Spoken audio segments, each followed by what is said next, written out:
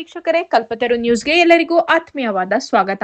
ಪಾವಗಡದಲ್ಲಿ ಯಶಸ್ವಿಯಾಗಿ ನಡೆದ ಪುಸ್ತಕ ಬಿಡುಗಡೆ ಹಾಗೂ ಸಾಧಕರಿಗೆ ಸನ್ಮಾನ ಸಮಾರಂಭ. ಪಾವಗಡದಲ್ಲಿ ಜೂನ್ 6ರಂದು ಲೇಖಕರಾದ ಶ್ರೀ ಜೋಶುವಾ ಜೋಸೆಫ್ ಬರೆದ class room English for student volume 1 ಹಾಗೂ class room English for teachers lectures volume 1 ಪುಸ್ತಕಗಳ ಬಿಡುಗಡೆ ಸಮಾರಂಭವು ಯಶಸ್ವಿಯಾಗಿ ನಡೆಯಿತು.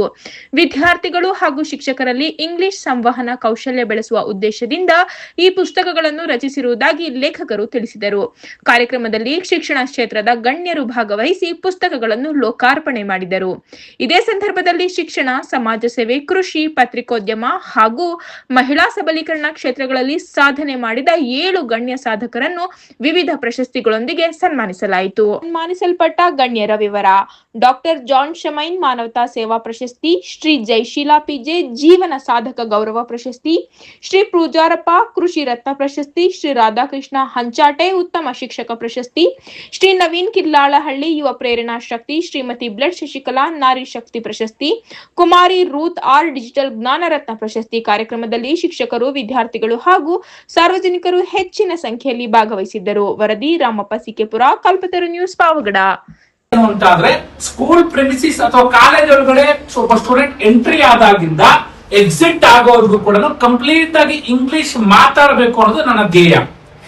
ಮಾತಾಡಬಹುದು. ಇದು ಕಂಪ್ಲೀಟ್ ಸಿಚುಯೇಷನಲ್ ಬೇಸ್ಡ್ ಆಗುತ್ತೆ. Classroom English for students, a practical guide to real life English communication ಅಂತ ಹೇಳ್ಬಿಟ್ಟು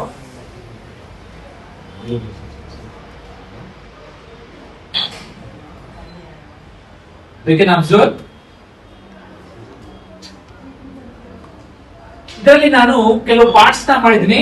ಮೊದಲನೇ ಪಾರ್ಟ್ ಬಂದ್ಬಿಟ್ಟು ಸಿಚುಯೇಷನಲ್ ಬೇಸ್ಡ್ ಆಗಿರುವಂತಹ ಕ್ಲಾಸ್ ರೂಮ್ ಇಂಗ್ಲಿಷ್ ಆಗಿರುತ್ತೆ. ನೋಡಿ, ಸ್ಕೂಲ್ಗೆ ಅಥವಾ ಕಾಲೇಜ್ಗೆ ಬಂದ ತಕ್ಷಣ ಸ್ಟೂಡೆಂಟ್ಸ್ ಮಾಡುವಂತದ್ದು ಏನು ಅಂದ್ರೆ ಗ್ರೀಟ್ ಮಾಡ್ತಾರೆ, ವಿಶ್ ಮಾಡ್ತಾರೆ. ಆ ವಿಶ್ ಮಾಡಬೇಕು ಅಂದ್ರೇನೆ ಇಲ್ಲಿ 15 ಫ್ರೈಸಸ್ ಇರುತ್ತೆ. ವಿಶ್ ಮಾಡೋದು ಹೇಗೆ? ವಿಶ್ ಮಾಡಬೇಕು ಅಂದ್ರೆ 15 ಫ್ರೈಸಸ್.